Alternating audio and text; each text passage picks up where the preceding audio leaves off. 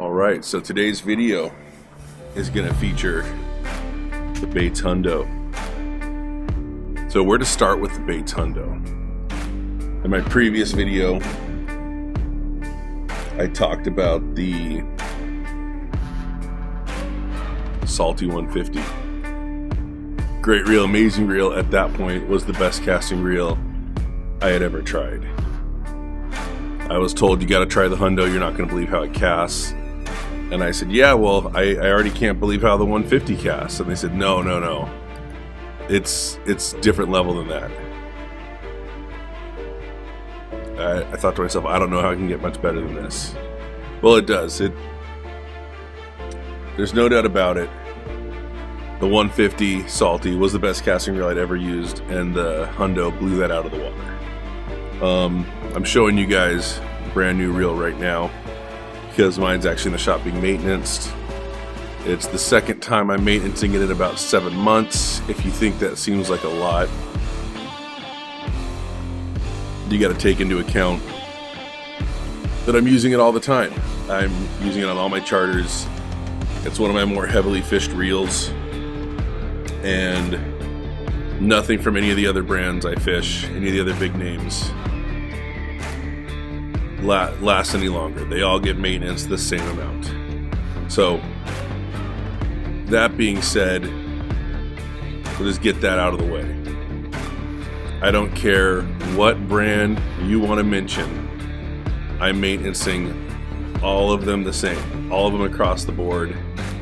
You'll occasionally get that one lucky time that lasts a little longer, but they all get work done on them. My big thing with the 150, with the Hundo, is I put this on my lighter rods. I like to fish lighter at the wall, particularly if I'm on craws or small paddle tails, which lately has really matched the hatch. And it's already an ultralight rod, and now I've got a ultralight reel on it. They weigh almost nothing. I can cast it all night. And there's not another 100 size reel that I've come across that comes close on the drag. I had to fish one of my other brands last weekend because I had taken the Hundo into the shop and these ones hadn't arrived in the mail yet. First thing on the first fish I noticed was the drag difference. You've got enough drag on these where when you pin them down, you can actually hold that fish. You can keep them out of the junk without having to thumb it. And if you get a fish that's big enough where it's pulling drag, you're still putting enough resistance in where it's doing the job good. Another cool feature on this, let's see if I can get it to set up.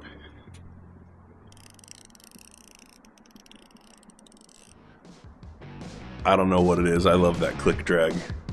I'd seen people before modify their reels to have a click drag, and I never really understood it until I got a hold of this. A click drag's pretty sweet. And I'll tell you what, I want to say we've gotten 3 5-pounders on it. We haven't put one of the big ones. We haven't put an 8 or a 7, but we've put a couple 5-pounders on these. And that's about where they start pulling drag, and it's pretty exciting when you hear that click. So another thing to note, they've got the gum handles, not the cork. I really like the cork handle. My original thought was, well, I'll have to change these out for cork handles.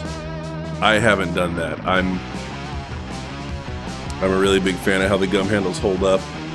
I'm a fan of the grip they have, and again, I didn't necessarily think I was going to be a fan because I like that cork so much. But yeah, gum handles are very cool. Another thing to note, and we'll see if it'll pick it up in there, but your eye that your line runs through, your winding eye, it's kind of cone shaped, so where it comes out is one size and where the line feeds in is larger. So just whenever you're spooling it up, it makes it easier to get it in there.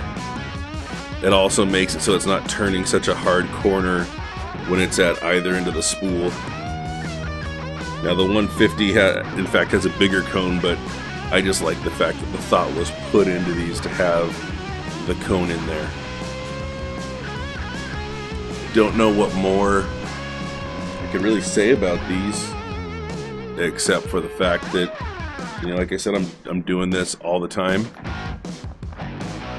taking people out on the time, and this is one of the reels that gets used the most.